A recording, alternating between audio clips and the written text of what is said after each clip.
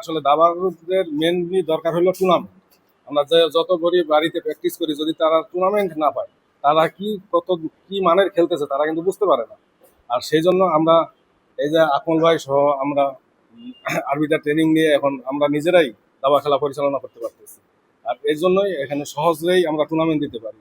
আর এই টুর্নামেন্টের মাধ্যমে আমরা কিন্তু দাবারও বাইর করে আনতে পারবো। আর নতুন করির মাধ্যমে আমরা একটা ভালো আলোড়ন সৃষ্টি করা হয়েছিল বাংলাদেশের দাবাতে, এবং কি এই তার ধারাবাহিকতায় আজকে আমরা অনেক প্লেয়ারও পেয়ে গেছি। বাসা নবগঞ্জ। আমি হচ্ছে মূলত অ্যান্ড্রয়েড অ্যাপ ডেভেলপমেন্ট করি। তো আমি একটা চেস গেম বানাচ্ছি।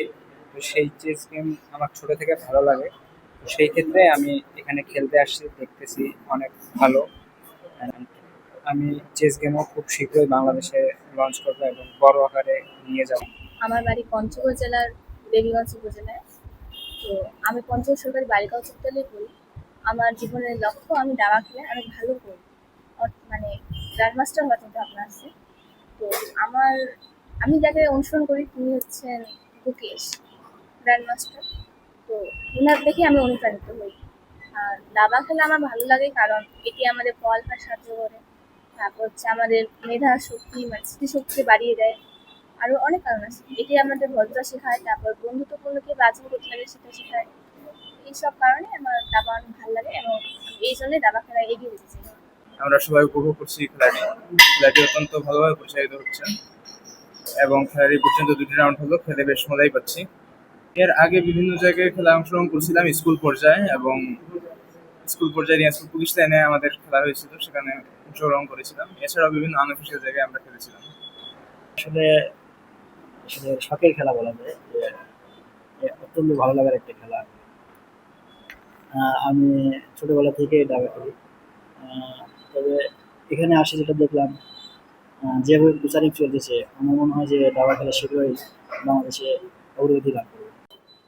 দিনাজপুর জেলা দাবা এগিয়ে যাওয়ার জন্য আমরা বিভিন্ন টুর্নামেন্ট করে থাকি এবং করে যাচ্ছি, এর চলমান রয়েছে। এর আগে 4টি র্যাপিড রেটিং টুর্নামেন্ট হয়েছে। যেহেতু এটা নামের পরিবর্তনের কাছে প্রথম, বসেস ভেঞ্চার্স আন্তর্জাতিক র্যাপিড রেটিং দাবা টুর্নামেন্ট ওনার ভেন্যুতেই শুরু হয়েছে এবং এখানে আমরা উদ্বোধনী অনুষ্ঠান এবং আজকেই প্রথম র্যাপিড রেটিং শুরু হয়েছে। আমাদের চেষ্টা হচ্ছে রংপুর বিভাগ এবং দিনাজপুর জেলায় দাবা কীভাবে এগিয়ে নেওয়া যায় সেই প্রচেষ্টা অব্যাহত রাখবে। আর উদীয়মান দাবারু আমাদের দিনাজপুর জেলায় তৈরি হচ্ছে এই টুর্নামেন্টের মাধ্যমে, বিভিন্ন টুর্নামেন্টের মাধ্যমে।